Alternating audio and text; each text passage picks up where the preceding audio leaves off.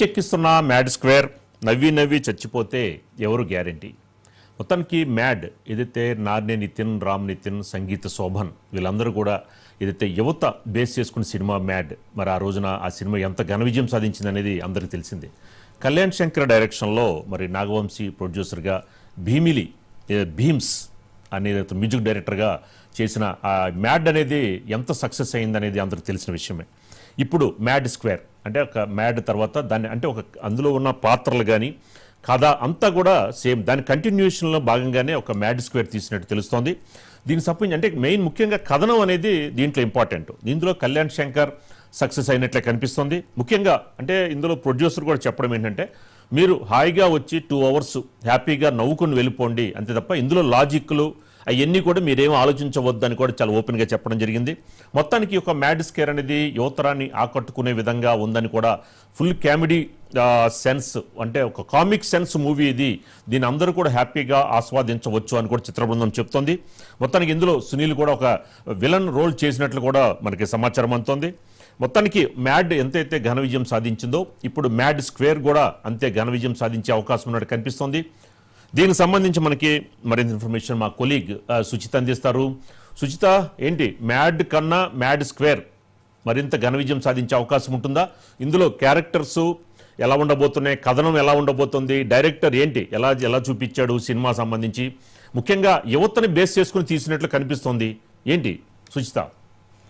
Yes sir, thank you Raju గారు. అసలు mad cinema చూసాం మనం ఆల్రెడీ.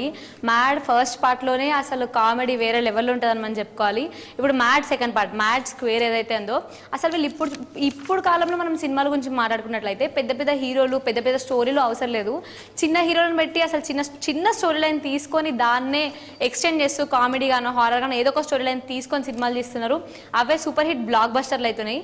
అట్లనే మ్యాడ్ హిట్ కొట్టింది. ఇప్పుడు మ్యాడ్ స్క్వేర్ కూడా నాన్న నితిన్, రామ్ నితిన్ అండ్ సంగీత్ శోభన్ ముగ్గురు పెద్ద హీరోలేం కూడా కాదు, పెద్ద హీరోలు కూడా కాదు, చిన్న హీరోలే. వాళ్ళతో పాటు కమెడియన్ విష్ణు, అదే ఏదైతే మూవీలో మనం లడ్డు అని చెప్పుకుంటామో ఆయనను తీసుకుని అయితే మూవీ చేశారు. అసలు మూవీలో కామెడీ టైమింగ్ కానీ వాళ్ళ స్పాంటేనిటీ కానీ చాలా అంటే చాలా బాగుందని మనం చెప్పుకోవాలి. అండ్ ఆల్సో ప్రియాంక జవల్కర్ అనే హీరోయిన్ అయితే తీసుకున్న అమ్మాయి కూడా కొత్త అమ్మాయి అని చెప్పుకోవాలి. మరియు కళ్యాణ్ శంకర్ ఆయన ఫస్ట్ మూవీ మ్యాడ్ కూడా ఆయన first movie and mad part 2 కూడా ఆయనే చేశారు.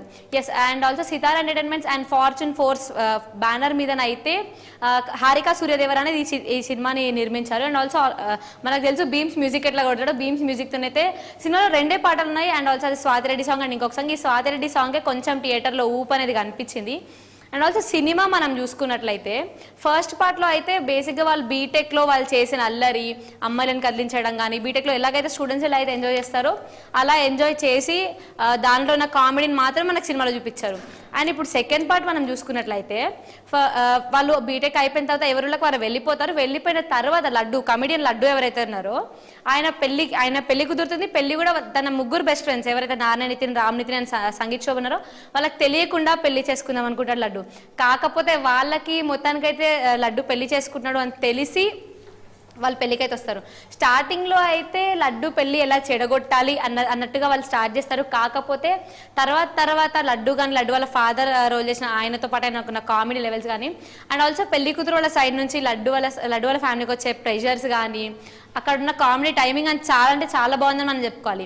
అండ్ ఆల్సో మూవీ మనం చూసుకున్నట్లయితే సినిమా మొత్తంలో 2 సీన్లు. ఫస్ట్ పార్ట్ లడ్డు పెళ్లి సీన్, సెకండ్ పార్ట్ వాళ్ళు గోవా వెళ్ళే సీన్.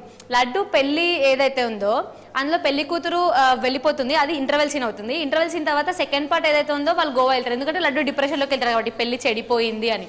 సో గోవా వాళ్ళు ఎలా అయితే గోవా వెళ్తారో ఎంజాయ్ చేద్దాం, చిల్ అవుదామని. కాకపోతే వాళ్ళు వెళ్ళడంతోనే అక్కడ ఒక దొంగతనం జరుగుతుంది. ఒక విలువైన వజ్రం అనేది దొంగతనం చేయబడుతుంది.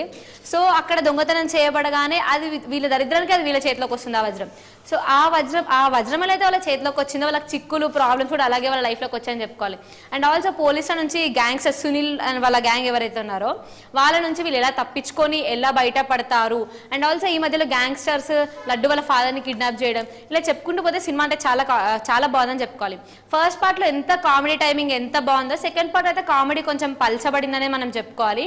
అండ్ ఆల్సో సినిమా మొత్తానికి ఓవరాల్ రివ్యూ చూసుకున్నట్టయితే ఆల్రెడీ మనకి ప్రమోషన్స్ చేసేటప్పుడు టీం కూడా చెప్తూ వచ్చారు, మా సినిమాకి స్టోరీలు లాజిక్లు ఏముండవు, జస్ట్ రండి వచ్చి నవ్వుకొని వెళ్ళండి అని. ఎలాగైతే మనం జాతిరత్నాలు సినిమాకి వెళ్ళి నవ్వుకొని స్టోరీ లేకపోతే నవ్వుకొని బయటకు వచ్చామో, మ్యాడ్ సినిమాకి కూడా అలాగే మనం వెళ్ళి నవ్వుకొని తప్పకుండా బయటకు వస్తామని అయితే చెప్పుకోవాలి. అండ్ ఆల్సో పెద్ద స్టోరీ లైన్ కూడా ఏం లేని మూవీ, స్టోరీయే లేదని చెప్పుకోవాలంటే, కాకపోతే మంచి కామెడీ టైమింగ్, అక్కడక్కడ ఏమీ లేని దాన్ని తీసుకొచ్చి సీన్స్ వాళ్ళే క్రియేట్ చేసి కామెడీ అనేది సృష్టించారు అక్కడ మనం చెప్పుకోవాలంటే.